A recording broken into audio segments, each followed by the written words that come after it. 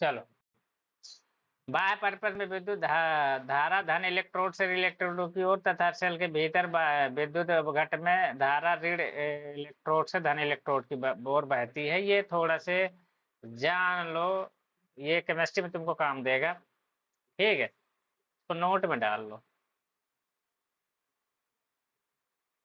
क्या है इसमें? अरे यार सॉरी,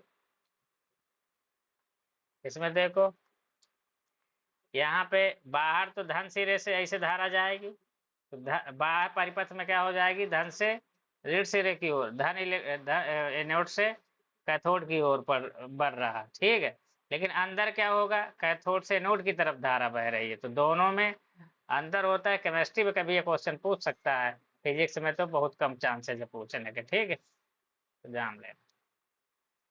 ये एकदम वैसे ही है जैसे चुंबक में बाहर जो है वैद्युत क्षेत्र एन से एस की ओर होता है, लेकिन चुंबक के अंदर एस से एन की ओर होता है। ठीक है, वो एकदम वैसे ही कहानी। विद्युत नहीं, सेल का विद्युत वाहक बल, ये इंपॉर्टेंट है, ये पूछेगा यूपी बोर्ड में। ठीक है, ये यहाँ से याद करना स्टार्ट कर देना। ठीक है, तब इसमें क्या है? नहीं नहीं, चलो ठीक है। तो एकांक आवेश को सेल सहित पूरे परिपथ में प्रवाहित कराने में सेल द्वारा किए गए कार्य को सेल का विद्युत वाहक बल कहते हैं। ये इंपॉर्टेंट है, ध्यान रखना। सेल का विद्युत वाहक बल पूछेगा। यदि आवेश Q को पूरे परिपथ में प्रवाहित कराने में सेल द्वारा किया गया कार्य W हो, तो सेल का विद्युत वाहक बल, सेल का विद्युत वाहक बल को E से वर्जन करते ही बराबर W/Q हो जाएगा। जितना कार्य करना पड़ता है उसको Q से भाग दे दो, तो वही विद्युत वाहक बल हो जाएगा। पूरे परिपथ की बात कर रहा है, जैसे ये सेल है। अब क्या होता है? इसका मात्रक क्या होता है? इसका मात्रक होता है जूल। ई का मात्रक वोल्ट क्यों लिखा है यहाँ? गलत लिखा है। बीमा क्या हो जाएगा? इसको मैं सही करा देता हूँ। ठीक है, इसको ये वोल्ट मात्रक होगा, या जूल पर कूलम भी लिख सकते हो। ठीक है, जूल पर कूलम। अच्छा, मात्रक तो लिख ही लेगा, जूल का मात्रक ले देना। बीच में बटे में ए आ जाएगा, ए को ऊपर चला जाएगा माइनस के हाथ के साथ। करो ठीक। ये सेल है जैसे, तो सेल क्या करेगा? पूरे परिपथ में, तो सेल क्या है? बाह्य परिपथ में तो इसको आवेश को प्रवाह कराने में ऊर्जा देनी ही पड़ती है, खर्च करनी पड़ती है, क्योंकि बाह्य परिपथ रुकावट पैदा करेगा, जो प्रतिरोध होगा। सेल के अंदर भी कहानी होती है ना, जैसे ये सेल है, इसीलिए इसको पढ़ाया गया है। जैसे ये वाला सेल है, तो सेल के अंदर भी इधर से जब ऋण सिरे से धन सिरे की तरफ धनायन या ऋणायन भागेंगे, इधर से इधर की तरफ तो धनायन बढ़ेगा, और इधर से इधर की तरफ ऋणायन बढ़ेंगे, तो क्या होता है? उस केस में भी ऊर्जा व्यय होती है। वो भी तो इधर उधर टकराते हुए आगे पीछे भागे, ये इधर भागेगा, जो इधर भागेगा वो भी टकराएगा, एक दो आयन आपस में टकराते हैं, तो उसमें भी ऊर्जा का खर्च ही होती है। जो ऊर्जा खर्च हो जाती है, तो इन दोनों प्लेटों के बीच में प्रतिरोध होता है। अब बीच में क्या है? हमारा दिखाते नहीं है, तो हम एक साइड में इधर ऋण सिरे की ओर ऐसे दिखा देते हैं, समझ गए? इस प्रतिरोध को, आंतरिक प्रतिरोध को, जबकि वो एक्चुअल में तो होता है दोनों प्लेटों के बीच में।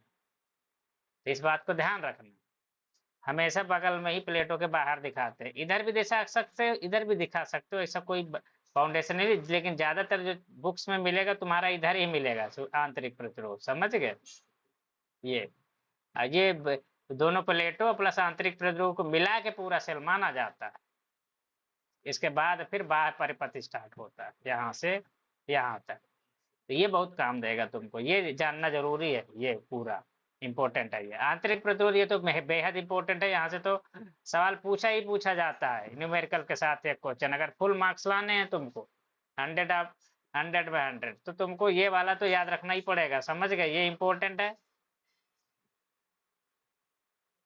ठीक, अब इसे धारा प्रवाह में सेल के विद्युत अपघट्ट घोल। विद्युत अपघट्ट क्या हो सकता है? जैसे नमक भी विद्युत अपघट्ट का काम कर सकता है, हालांकि बैटरियों में जो है तुम लोग देखते होगे तेजाब पड़ा रहता है। विद्युत अपघट्ट द्वारा उत्पन्न अवरोध को सेल का आंतरिक प्रतिरोध कहते हैं।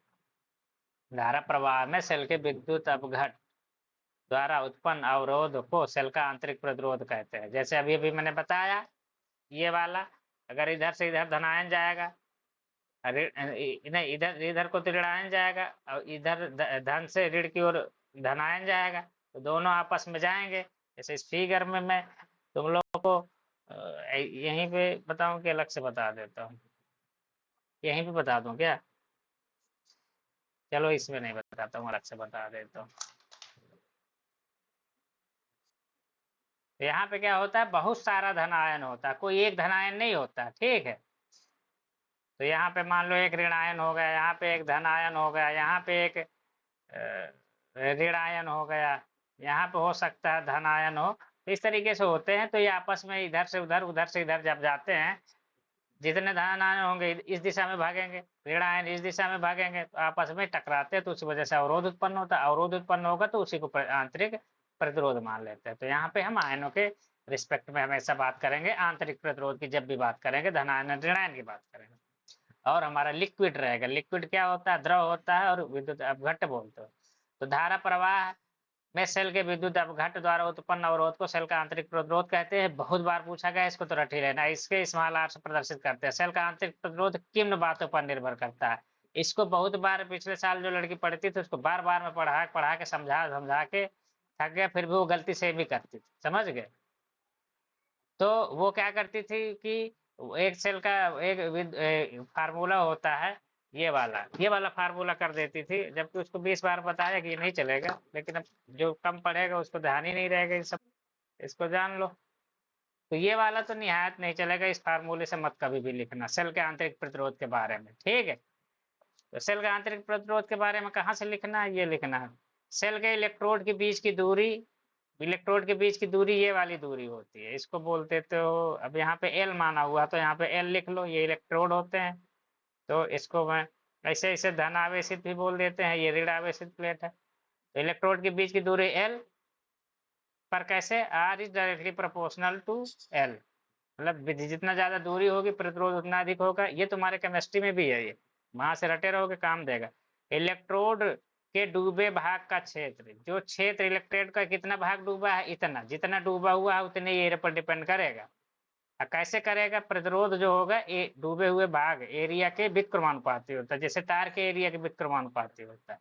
तो ये वाला जो भी एरिया जो डूबा हुआ है जितना, उसके विक्रमानुपाती होगा। इसका मतलब ये है कि जितना ज्यादा भाग डूबा होगा उतना भी सामने से, जितना भाग डूबा है इसके सामने हर जगह उतना ये ज्यादा एरिया मिलेगा, इस वजह से आंतरिक प्रतिरोध कम होगा।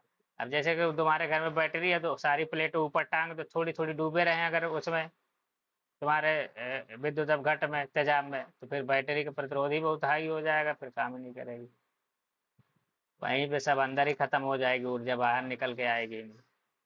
नंबर 3 है विद्युत अपघट्ट की प्रकृति एवं सांद्रता। सांद्रता पर क्या है, प्रतिरोध क्या किस तरीके से निर्भर करता है, सांद्रता के डायरेक्टली अनुक्रमानुपाती होता है। ये होता क्यों है, इनकी सांद्रता जितनी ज्यादा होगी तो आपस में लड़ने भिड़ने के चांस बहुत ज्यादा हो जाते हैं। तो आगे जा रहा है, पता चला बार बार रास्ते में कोई पड़ जा रहा है, तो क्या है, प्रतिरोध बढ़ गया, रिकॉर्ड ज्यादा पैदा हो गई। रिकॉर्ड ज्यादा ज्यादा अगर लोग यहाँ पे मिल गए उसको टकराने वाले, तो टकराएगा कौन, धनायन ऋणायन आपस में टकराएंगे, सांद्रता अधिक होगी, धनायन ऋणायन अधिक हो जाएंगे। जहां सी एक नियतांक है, नियतांक, इसका मान विद्युत अपघट्ट की प्रकृति तथा सांद्रता पर निर्भर करता है। विद्युत अपघट्ट की प्रकृति का मीनिंग क्या है यहाँ पे, ये तो केमिस्ट्री का टर्म है, लेकिन जान लो प्रकृति का मतलब है कि किसी किसी का क्या है ना, तो घोल देंगे तो पूरा पूरा आयनित हो जाता है। कोई कोई क्या होता है कि घोल देने पर पानी को, पानी वानी या किसी भी विलायक में डाल देने पर पूरा पूरा नहीं आयनित होता है, कुछ भाग आयनित होता है, कुछ बिना आयनित हुए रह जाता है। तो उसमें क्या होगा, उसमें धनान्य ऋणान्यों की संख्या कम रहेगी, समझ गए। तो उसका भी उस प्रकार से प्रकृति और सांद्रता, सांद्रता कितनी है इस पे भी निर्भर करता है। तो ये चीजें तुम केमिस्ट्री पढ़ोगे अगर होगा तो। चलो, विद्युत अपघट्ट के ताप पर, विद्युत अपघट्ट का ताप जितना ज्यादा होगा तो प्रतिरोधकता उतनी कम होगी, ठीक है। तो ताप बढ़ाने से क्या होता है, प्रतिरोधकता, वो प्रतिरोधकता घटती है, इसका मतलब चालकता बढ़ती है, मतलब ताप बढ़ाना फायदेमंद होता है। तो निश्चित ताप पर क्या होगा, R equal to C L अपान में ए। सी क्या है, सांद्रता, एल क्या है, इलेक्ट्रोडों के बीच की दूरी, ए क्या है, डूबे हुए इलेक्ट्रोड का क्षेत्रफल है, ठीक है, दोनों के। तो ये कहानी है। अभी कॉम्पिटिटिव एग्जाम में क्या हो सकता है, कभी कभी क्या हो सकता है, दोनों प्लेटों में इस प्लेट का एरिया कम हो, डूबा हुआ इसका ज्यादा हो, तो जिसका कम होगा वही एरिया लेंगे, अगर दोनों में से देख लेंगे किसका कम, ठीक है। तो वो कभी कॉम्पिटिटिव एग्जाम में पूछ सकता है, यूपी बोर्ड में तो नहीं है पूछेगा। दोनों का सेम सेम डूबा है तब तो कुछ दिक्कत ही नहीं होगी, तब तो ए ले लो, इसका भी ए इसका भी ले, लेकिन दोनों का अलग अलग डूबा है, किसी का ज्यादा इसका कम, तो जिसका कम डूबा हुआ उसी को ए मान लो। ठीक।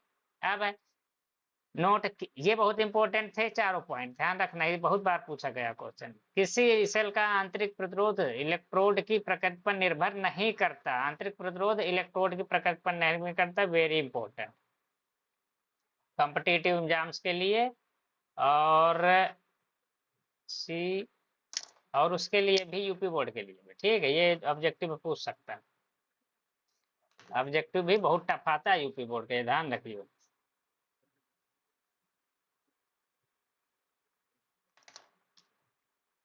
अब है टर्मिनल विभवांतर। टर्मिनल विभवांतर में क्या है? टर्मिनल विभवांतर जो बैटरी के सिरे होते हैं, जहाँ पे तुम चिमटी फंसाते हो, कौवा फंसाते हो, वो पंखा वंखा चलाने के लिए, उसको बोलते हैं टर्मिनल। ठीक है, तो उन टर्मिनल्स के बीच का विभवांतर क्या होगा? जैसे बैटरी ये है, इसमें ये वाले टर्मिनल होगा, बीच में प्लेट व्लेट डूबी होगी, इलेक्ट्रोलाइट होगा।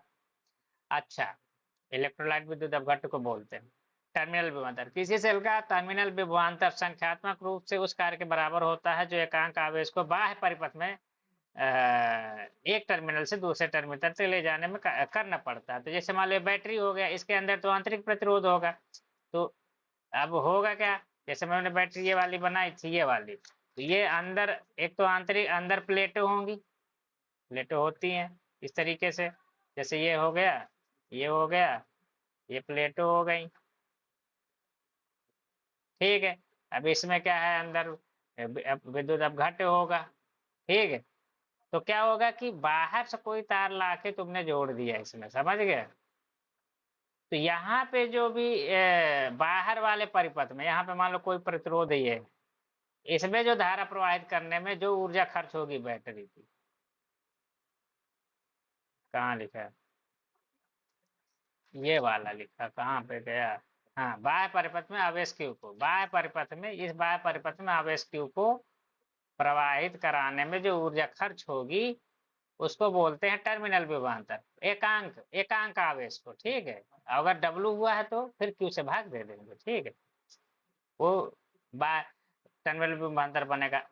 कुछ ऊर्जा इधर भी खर्च होती है, वो वाली ऊर्जा जोड़ देंगे तो फिर तब तो विद्युत वाहक बल बन जाएगा। बाहर की और आंतरिक दोनों ऊर्जाओं को ले लेंगे, एकांक आवेश को बढ़ाने में किया गया कार्य, या एकांक आवेश को संपूर्ण परिपथ में प्रवाहित कराने में किए गए कार्य को फिर विद्युत वाहक बल बोल देंगे। अगर केवल बाह्य परिपथ में एकांक आवेश को प्रवाहित कराने में किए गए कार्य को टर्मिनल विभवांतर बोलेंगे। ठीक है, तो यहाँ पे ये कहानी है, सिर्फ बाह्य प्रतिरोध और टर्मिनल विद्युत वाहक बल और टर्मिनल विभवांतर, दो चीजें डिफाइन है। विद्युत वाहक बल कोई बल नहीं होता, ये एक प्रकार का विभवांतर होता है, तो नाम से कभी कंफ्यूज, हालांकि ये बल नहीं होता, ये एक प्रकार का विभवांतर होता है विद्युत वाहक बल, लेकिन अब कर क्या सकते हैं। तो यहाँ पे है, अब यदि बाह्य परिपथ में आवेश क्यू को सेल्स के एक टर्मिनल से दूसरे टर्मिनल तक ले जाने में किया गया कार्य डब्ल्यू एक्सटर्नल, डब्ल्यू मतलब कार्य, एक्सटर्नल मतलब बाह्य परिपथ हो, तो V बराबर बाह्य परिपथ में एकांक आवेश को, बाह्य परिपथ में कुल किया गया कार्य डब्ल्यू एक्सटर्नल, कितना आवेश फ्लो कराने में Q, तो एकांक आवेश प्रवाहित कराने में Q का भाग दे देंगे। ये W तो Q आवेश प्रवाहित करने में किया गया कार्य है ना, तो एकांक आवेश के लिए Q का भाग दे देंगे हमेशा, अब वही हमारा विभव बन जाएगा।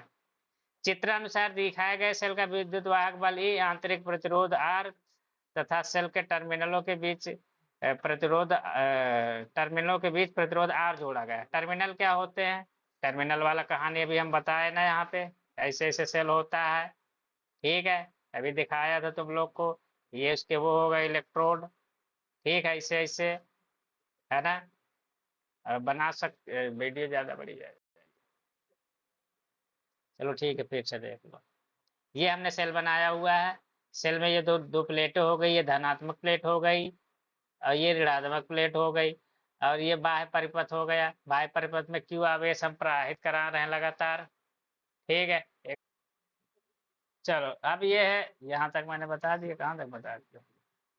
हाँ ठीक, दिखा के तो यहाँ पे क्या होगा, डब्ल्यू एक्सटर्नल बराबर आई स्क्वायर आर टी, बाह्य परिपथ में जो प्रवाहित किया गया कार्य होगा धारा गुणे आर का स्क्वायर इंटू टी, ये होता ही है किया गया कार्य। तो भाई बाह्य परिपथ के लिए हो गया, ठीक है।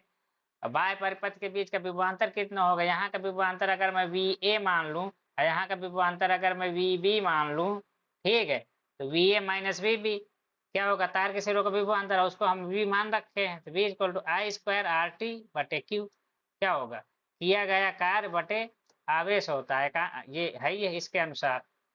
वी इक्वल टू ये वाला टर्म आ जाएगा डब्ल्यू एक्सटर्नल बटे क्यू, डब्ल्यू एक्सटर्नल की जगह पे ये वाली वैल्यू रख दोगे, क्यू तो है ही है ये वाली वैल्यू, जैसे ही अगर इसको तुम ऐसे भी मान सकते हो, इसको समीकरण 1 मान लो, आगे तो नहीं समीकरण नंबर डाल दिया मैंने, नहीं डाला, इसको समीकरण नंबर 2 मान लो, तो समीकरण 2 तथा 1 से ये वाला टर्म मिल जाएगा, v equal to I square R T बटे क्यू, ठीक है। तो ये मिलेगा, अब यहाँ पे क्या हो गया, आई स्क्वायर आर टी बटे क्यू तो मिल गया तुमको, ठीक है। Q equal to I T होता है, तो आई टी लिखोगे तो टी से टी कट जाएगा, तो V equal to I R मिल गया, ठीक है। तो ये क्या हो गया, बाह्य टर्मिनल विभवांतर के लिए ये फार्मूला हो गया, ठीक है। तो जो term V equal to I R जो पढ़ते हो, यही फार्मूला है, ठीक है। ये टर्मिनल विभवांतर, हमेशा जो विभवांतर निकलता है टर्मिनल विभवांतर निकलता है, ये जहाँ पे कौआ फंसाते हो या चिमटी लगाते हो जो बैटरी में, समझ गए, उन दोनों के बीच का विभवांतर। कुल जो विद्युत वाहक बल होता है बाहर की वजह से और अंदर की वजह से टोटल से जो उत्पन्न होता है उसको विद्युत वाहक बल बोलते हैं। तो यहाँ पे देखो, इसको जो है, हालांकि ये तो याद रहता है सबको, लेकिन अब मैंने यहाँ पे लिख दिया है तो लिख देता हूँ, कंफ्यूजन हो जाए यूपी बोर्ड में। अब है नेक्स्ट है तुम्हारा सेल का टर्मिनल विभवांतर, सेल के टर्मिनलों के बीच जुड़े प्रतिरोध के सिरों के बीच का विभवांतर होता है। जैसे ये टर्मिनल्स होते हैं, ये वाले टर्मिनल्स हैं, तो इनके टर्मिनल्स के बीच के विभवांतर, ठीक है, चाहे इधर से जाओ चाहे इधर से जाओ, हालांकि दोनों केस में बराबर होता है, वो जब आगे पढ़ोगे तो पता चलेगा तुम लोग को, रुक जाओ थोड़ा सा। तो यहाँ पे देखोगे तो अब आगे यहाँ पे स्टार्ट करते हैं, तो क्या कह रहा है, प्रतिरोधों को, जैसे ये टर्मिनल विभवांतर हो गए, इसके टर्मिनल यहाँ से स्टार्ट होगा बैटरी का, ठीक है, तो टर्मिनलों के बीच का विभवांतर होगा वही प्रतिरोध के बीच का होगा, क्योंकि रास्ते में कोई प्रतिरोध को खत्म नहीं करने वाला है, ठीक है। जो भी प्रतिरोध में खत्म विभवांतर खत्म होगा प्रतिरोध की वजह से खत्म होता, तो यहाँ पे विभवांतर v रहेगा, यहाँ पे 0 रहेगा, पूरा रास्ते में खत्म हो जाएगा विभवांतर। ये यही कॉन्सेप्ट हमेशा यूज करना, हमेशा न्यूमेरिकल सही होगा। अब हमारा सेल के विद्युत वाहक बल टर्मिनल विभवांतर आंतरिक प्रतिरोध में संबंध, ये थोड़ा सा इंपॉर्टेंट है, इसको जान लो, हालांकि डेरिवेशन के लिए नहीं आएगा लेकिन इसका यूज होता है कई जगह पे, ठीक है। सेलों का संयोजन भी बहुत ज्यादा इंपॉर्टेंट है, इसको फटाफट करा देते हैं। तो चित्र में प्रदर्शित वैद्युत परिपथ में एक सेल के सिरों को बाह्य प्रतिरोध आर से जोड़ा गया है, सेल का विद्युत वाहक बल तथा आंतरिक प्रतिरोध आर है, ठीक है। तो ये आंतरिक प्रतिरोध आर हो गया, हालांकि ये इन प्लेटों के बीच का प्रतिरोध है, लेकिन इसको हमेशा बगल में दिखाते हैं, ठीक है। सेल के टर्मिनल से ये यहाँ पे माने जाते हैं, प्रतिरोध के बाद जैसे स्टार्ट होता है इस आंतरिक प्रतिरोध से, ये बाह्य प्रतिरोध है। अब यहाँ पे लिखोगे परिपथ में प्रवाहित होने वाली धारा अगर आई है, आई मानना पड़ता है, कुछ ना कुछ तो मानना पड़ेगा, अतः समांतराल टी में प्रवाहित आवेश Q equal to I T होगा, वो तो होगा ही होगा, अगर टी समय में अगर हम आवेश निकालेंगे तो टी का गुणा कर दो, धारा में मिल जाएगा आवेश। टी समय में Q आवेश को सेल से पूरे परिपथ में प्रवाहित करने में सेल द्वारा दी गई ऊर्जा क्या होगा, ऊर्जा बराबर को होता है विभवांतर गुणे आवेश, W बराबर V की खूब पड़े हो। अब यहाँ पे V नहीं यूज होगा, यहाँ पे E यूज होगा, क्योंकि यहाँ पे सेल पूरे परिपथ में जो भी ऊर्जा व्यय होगी वो ई जो होगा विद्युत वाहक बल जो होता है उस वो होगा, ठीक है। या E बराबर W/Q होता है, तो इसलिए W बराबर EQ हो जाएगा, विभव V की जगह में E होगा, E भी एक प्रकार का विभवांतर ही होता है, ठीक है। तो यहाँ पे V तो WEIT आ जाएगा, ठीक है, Q की जगह में IT लिख दोगे। यह ऊर्जा W दो भागों में प्रयुक्त होती है, किस प्रकार से प्रयुक्त होती है, बाह्य परिपथ में, उसमें ऊर्जा के रूप में बाह्य परिपथ में यहाँ से इलेक्ट्रॉन जाएगा तो इसमें टकराता रहेगा प्रतिरोध के अंदर, तब जाके फिर निकल के आएगा इधर से यहाँ पे खत्म होगा यहाँ पे आके इस वाली प्लेट में आके बैठ जाएगा। तो क्या होगा, तो बाह्य परिपथ में उसमें जब ये निकलेगा तो उसमें ये टकराएगा धन आयनों से, तो उसमें ऊर्जा के रूप में व्यय होगी ऊर्जा। तो उसमें ऊर्जा के रूप में जो ऊर्जा व्यय होगी वो आई स्क्वायर आर टी होगी एक्सटर्नल पर। उसी प्रकार से आंतरिक प्रतिरोध में इन प्लेट के बीच में जब धनायन से इलेक्ट्रॉन किधर जाएगा, या सेल की जो सेल के अंदर जो धारा प्रवाहित होती है वो धनायन और ऋणायनों के प्रवाह की वजह से होती है, तो उनकी वजह से जो आंतरिक प्रतिरोध आर उत्पन्न होता है। तो यहाँ पे जो बाधा उत्पन्न हुई होगी उसकी वजह से जो उसमें ऊर्जा के रूप में हमारा जो कार्य व्यय हुआ होगा या ऊर्जा क्षय हुई होगी, तो W internal, I N T का मतलब इंटरनल, डब्ल्यू मतलब किया गया कार्य, ऊष्मा के रूप में क्षय कितना होगा, बहने वाली धारा, जो धारा बाहर बहेगी वही धारा अंदर भी बहेगी। धारा तो पूरे परिपथ में सेम ही बहेगी, क्योंकि कोई दूसरा रास्ता ही नहीं है। जो धारा ऊपर से बाहर से जा रही वही अंदर से भी जाएगी, ठीक है। तो यहाँ पे हालांकि एक धन प्लेट को ऋण प्लेट से कभी जोड़ते नहीं है, ठीक है, तो इसलिए इसको बीच में गैप दिखाते हैं, इसलिए प्रतिरोध को भी बाहर दिखाते हैं और धारा को भी बाहर ही दिखाते हैं। तो यहाँ पे जो धारा बहेगी वो भी आई ही रहेगी। तो डब्ल्यू इंटरनल बराबर आई स्क्वायर आर टी, यहाँ पे हो गया। अब देखो, अब ये हो गया इंटरनल प्लस एक्सटर्नल मिला के टोटल विद्युत टोटल ऊर्जा के बराबर होगी। जो टोटल ऊर्जा व्यय हुई है या टोटल किया गया कार्य व्यय हुआ है, तो समीकरण 1 2 3 से, समीकरण 1 ये है, 2 ये है, 3 है, 2 और 3 से उठाओ मान, इसमें रख दो। तो ई आई टी बराबर क्या हो जाएगा, डब्ल्यू बराबर ई आई टी है, तो ई आई टी बराबर में डब्ल्यू इंटरनल, ये अच्छा यहाँ 1 2 3 से मान रखने पर लिख लो,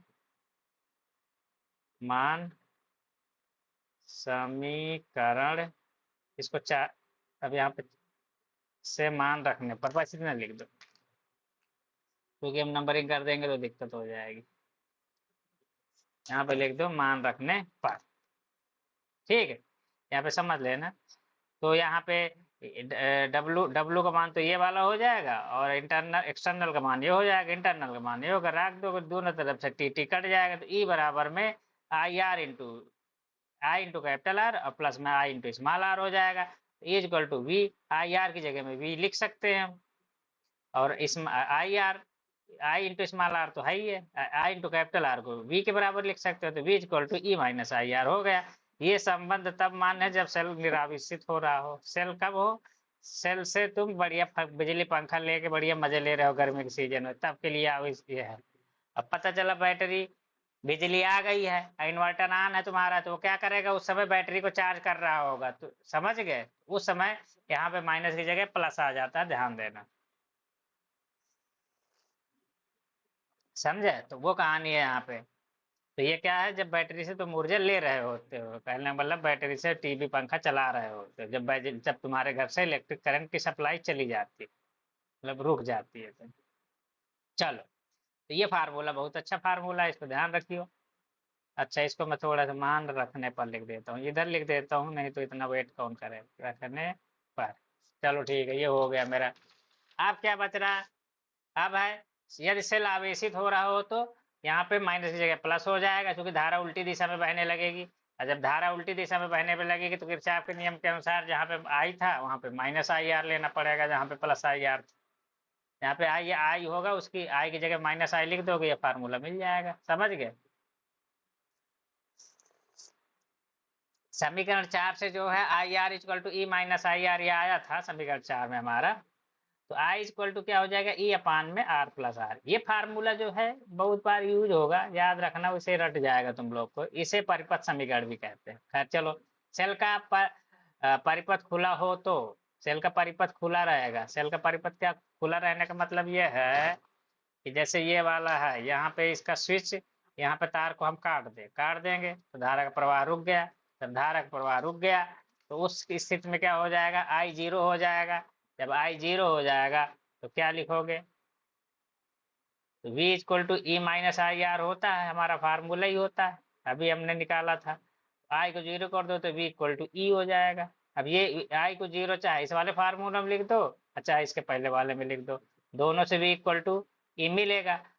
आता है जब सेल से धारा न ली जा रही हो तो सेल के सिरों का विभवांतर ही सेल का विद्युत वाहक बल कहलाता है। इस सेल के सिरों का विभवांतर को टर्मिनल विभवांतर भी बोलते हैं, तो कंफ्यूज मत होना, चाहे सेल का विभवांतर सिरों का विभवांतर बोले या टर्मिनल विभवांतर बोले, दोनों का मतलब एक ही होता है। तो उस केस में क्या होगा, जब धारा न ली जा रही हो, जब सेल से धारा न ली जा रही हो अर्थात सेल का परिपथ खुला हो, तो सेल के टर्मिनल विभवांतर ही सेल का विद्युत वाहक बल कहलाता है। तो कई बार विद्युत वाहक बल की परिभाषा पूछते हैं तो हम लोग ये वाली भी परिभाषा चेप देते हैं, पूरे फुल नंबर मिल जाते हैं। अगर वो वाली नहीं आती बड़ी वाली तो या तो ये कि एकांक आवेश को सेल के बाह्य परिपथ तथा आंतरिक परिपथ में प्रवाहित कराने में जो ऊर्जा व्यय होती है उसी को सेल का विद्युत वाहक बल कहते हैं। उसको भी याद रख सकते हो, ये थोड़ा आसान पड़ती है, इसको भी लिख सकते हो, वेरी इंपॉर्टेंट। ठीक है, हर यूपी बोर्ड। जब यहाँ जब लिखना स्टार्ट करोगे कहाँ से लिखोगे, यहाँ से, समझ गए, परिभाषा जब लिखोगे विद्युत वाहक बल की यहाँ से ले, ये पूरा लिखना पड़ेगा। जब सेल का आंतरिक जब का सेल का परिपथ लघुपतित हो, मतलब शॉर्ट सर्किटेड हो जाए, तुम क्या करो, बैटरी को लो, जैसे ये बैटरी है, ये बैटरी है, अब बीच में प्रतिरोध न लगाओ, डायरेक्ट तार से जोड़ दो, तो क्या होगा, चटचटाने लगता है, आग जलने लगती है, तो क्या हो गया बीच में अब पता चला यहाँ से विभव धीरे धीरे डाउन होके यहाँ तक पहुंच रहा है, अब तुम क्या किए, शॉर्ट सर्किट कर दिए, तो इकट्ठा जो है विभव को डाउन होना पड़ेगा, तो बहुत ज्यादा हाई करंट बहती है, समझे। तो जब हाई करंट बहेगी तो तार वार जो है ना गल गुल के गर्म हो जाता है, चू जाता है कभी कभी बार, अगर ज्यादा वोल्टेज की बैटरी है तो यहाँ पे क्या होगा, तो धारा बहुत तेज बहेगी, धारा बहुत तेज बहेगी तो धारा बहने से टेम्परेचर बढ़ता है, धारा बहुत ज्यादा जब बढ़ने लगती है तो टेम्परेचर गर्म हो जाता है तार, गर्म होगा तो प्रतिरोध बढ़ेगा, गर्म होने वाला ताप बढ़ना, टेम्परेचर बढ़ेगा, टेम्परेचर बढ़ेगा तो प्रतिरोध और ज्यादा बढ़ेगा, समझ गए। तो फिर वो जल कई बार गल के चुभ भी जाता है। अगर प्रतिरोध जीरो है तो शुरू में तो धारा बहुत तेज बहेगी, तो I equal to short circuit के केस में प्रतिरोध जीरो ही माना जाता है, समझ गए। अब तुम क्या करोगे, प्रतिरोध को हटा दिए, डायरेक्ट तार को आपस में जोड़ दिए, तो प्रतिरोध तो जीरो ही हो गया, इस तार को तुम यहाँ से लाए, इसको हटा दिए, डायरेक्ट जोड़ दिए, उसी को बोलते हैं शॉर्ट सर्किट है। ये प्रतिरोध हटाओ, डायरेक्ट जोड़ दो, बोल दो यही हो गया शॉर्ट सर्किट। तो इसमें शॉर्ट सर्किट जब होगा तो धारा उस समय बहुत हाई हो जाएगी, क्योंकि अब तो रोकने वाला है नहीं कोई धारा को, सारा का सारा इधर का आवेश बढ़िया कहेगा कि बढ़िया भैया प्रसाद बट रहा, सब भगो तेजी से, जब भग के इधर आ जाएंगे बड़ी तेजी से तो धारा बहुत बढ़ जाएगी, रास्ते में कोई रोकने वाला है नहीं। तो यहाँ पे देख लो, तो I equal to E small R, capital R खत्म हो जाएगा, स्मॉल आर केवल बचेगा, स्मॉल आर की वैल्यू वैसे भी बहुत कम होती है, तो विद्युत वाहक तो आई अपान आर, तो आई की वैल्यू बहुत अधिक हो जाती है, इसी को बोलते हैं आई मैक्स। अधिकतम धारा इतनी किसी भी सेल में बह सकती है, इससे अधिक कभी नहीं बह सकती, याद रखिए, ये बहुत इंपॉर्टेंट है, समझ गए, अधिकतम धारा बह सकती है इतनी, इससे अधिक कभी भी नहीं सेल की बहेगी, तो दोबारा बता दिया। आंतरिक प्रतिरोध का मान ई वी आर के पदों में हम जानते हैं कि ये बहुत, ये भी जो है पूछ सकता है, इसको ध्यान रखना, हम जानते हैं कि ठीक है, important, I equal to V upon R, अब आई इक्वल टू ये भी होता है, आई इक्वल टू ई अपान में आर प्लस आर, दोनों चीज होती है, तो इन दोनों को बराबर कर दोगे, V upon R equal to E upon में I small R plus capital R, जब दोनों को बराबर कर दोगे तो इसका इसमें गुणा करा दो, small R V into capital R into V, R into E है ये, इसका इसमें गुणा करा दोगे, जब सॉल्व करोगे तो small R equal to capital R को कॉमन कर लो, E minus V by V आ जाएगा, इसको और सॉल्व करोगे तो ये इधर आ जाएगा, small R equal to R times में कैपिटल ई अपान में वी माइनस वन, तो ये कई बार वहां पे यूज होता है सेल को विद्युत वाहक बल और टर्मिनल विभवांतर निकालने वगैरह में, या आंतरिक प्रतिरोध निकालने में फार्मूला यूज होता है प्रैक्टिकल में, ठीक है। तो प्रैक्टिकल में वाइवा में ये सब फार्मूला पूछ सकता है, ठीक है, अगर तुम्हारे प्रैक्टिकल में होगा तो प्रैक्टिकल की लिस्ट देख लेना, तो वहां पे ये काम देगा, ठीक है, ये फार्मूला काम देगा। कई बार आंतरिक प्रतिरोध, तो खैर आंतरिक प्रतिरोध ये दोनों फार्मूले रटे हैं तो सारा कहानी सॉल्व हो जाएगी, बाकी कुछ याद करने की जरूरत नहीं है, तो ये वाला फार्मूला तो वैसे भी रट जाएगा जब तुम एग्जाम सॉल्व करोगे। अब है सेलों का संयोजन, ये बहुत इंपॉर्टेंट है, सेलों का संयोजन, इसमें क्या है कि बहुविकल्पी बन के आता है, कभी सेलों के संयोजन का वो नहीं पूछा कभी जल्दी से, डेरिवेशन, लेकिन इसमें बहुविकल्पी बन के आते हैं, जान लो थोड़ा से। यहाँ से खत्म हो जाएगी कहानी हमारी, 10 मिनट की और कहानी है। तो सेलों के मुख्यतः दो प्रकार के संयोजन होते हैं। कौन कौन से होते हैं? श्रेणी संयोजन। सेलों का श्रेणी संयोजन चित्र में प्रदर्शित है। क्या है? E1 R1, ये दो ठो सेल है, श्रेणी क्रम में लगी हुई है, एक बाह्य प्रतिरोध लगा हुआ है। अभी तक क्या था? प्रतिरोध ज्यादा होते थे, सेल कम होते थे। अभी सेल ज्यादा है, प्रतिरोध कम। ठीक है, एक सेल ये लगा, एक सेल ये लगा, ये इसका इक्विवेलेंट सेल हो गया। इसमें मान लो धारा कितनी बह रही है? इसमें बह रही है, मान लो धारा आई बह रही है। ठीक है, अब क्या हो गया, ये दोनों सेल मिलके इतनी धारा बहा रहे हैं। ये अकेले सेल इतनी ही धारा, जब अकेले सेल लगा दी जाता है तब भी इतनी धारा बहती है। प्रतिरोध दोनों केस में सेम है, तो फिर ये वाला सेल इन दोनों के तुल्य का माना जाएगा। इसी को बोलते हैं इक्विवेलेंट इंग्लिश में। अब माना विद्युत वाहक बल E1 तथा E2 के दो सेल श्रेणी क्रम में जुड़े हैं, इनके आंतरिक प्रतिरोध कम से R1 और R2 है। ये संयोजन बाह्य प्रतिरोध R में धारा I प्रवाहित कर रहा है। ठीक है, ये दोनों को संयोजन बाह्य प्रतिरोध R में I धारा प्रवाहित कर रहा है। ठीक है, यदि बिंदुओं A B C के विभव क्रम से VA VB और VC हो तो, अब यहाँ पे तीन बिंदु मान लिया, बिंदु A, बिंदु B, बिंदु C। यहाँ का विभवांतर V मान लिया, यहाँ का VA मान लिया, यहाँ का VB यहाँ का मान लिया, VC यहाँ का मान लिया। तो VA minus VB equal to क्या हो जाएगा? E1 minus I R1। VA minus VB जो होगा, तो यहाँ से यहाँ तक गए तो यहाँ का जो विभवांतर होगा, विभवांतर यहाँ से यहाँ तक का विद्युत वाहक बल E1 माइनस I R1। इसके बारे में बाद में भी बताऊंगा, अभी के लिए इतना जान लो। ये टर्मिनल विभवांतर होगा। ये A और B के बीच में जब तक प्रतिरोध नहीं पड़ेगा विभवांतर उतना ही रहता। तो यहाँ से यहाँ तक आने, जो विभवांतर यहाँ का होगा A और B का, अंदर गए इस पॉइंट और इस पॉइंट तक आओगे तब भी सेम ही विभवांतर माना जाएगा। तो इस पॉइंट को क्या बोलेंगे? विभवांतर को टर्मिनल विभवांतर बोलेंगे। और टर्मिनल विभवांतर क्या तो हो जाएगा VA माइनस VB। और टर्मिनल विभवांतर हो तो V इक्वल टू, इससे V equal to E minus में IR से जब करोगे तो क्या होगा? यहाँ का तो विभवांतर V जो है विद्युत वाहक बल E1 है, E की जगह E1 रख दो। अब प्रतिरोध क्या है? R1, स्मॉल R1 R की जगह R1 लिख दोगे। और धारा I बह ही रही है, यहाँ पे धारा I कर दो। ठीक है, अब तो यहाँ पे V किसके बराबर होगा? VA माइनस VB के बराबर होगा। तो ये हो गया। इसी प्रकार इस वाले सेल के लिए लिखोगे VB minus VC, B minus C, तो E2 माइनस IR2 हो जाएगा। अब इन दोनों को जोड़ दोगे तो VA माइनस, ये VB से VB कट जाएगा, तो बचेगा क्या? VA माइनस VC बचेगा। इधर दाहिने साइड में E1 प्लस E2 माइनस में I times R1 plus R2 बचेगा। यदि संयोजन के तुल्य को एक तुल्य सेल जिसका विद्युत वाहक बल E इक्विवेलेंट तथा आंतरिक प्रतिरोध R इक्विवेलेंट हो तो से प्रतिस्थापित करें तो क्या होगा? अब इसको पूरे सिस्टम को, इन दोनों सेलों के सिस्टम को हटाए, ये वाला सेल लगा दिया, ये भी सेम ही काम कर रहा है, तो इनके तुल्य कहलाएगा। उसका आंतरिक प्रतिरोध कितना मान लिया हमने? R equivalent. कुछ ना कुछ प्रतिरोध होगा, उसका विद्युत वाहक E इक्विवेलेंट मान लिया। तो यहाँ का क्या हो जाएगा? यहाँ से यहाँ का जो विद्युत वाहक बल होगा, ये भी पॉइंट A होगा, ये पॉइंट B कहलाएगा ये वाला। ठीक है, C होगा, सॉरी C है यहाँ पे, C नहीं है। यहाँ पे B पॉइंट नहीं होगा क्योंकि एक ही सेल है, तो ये तो दोनों सेलों के बीच की कहानी।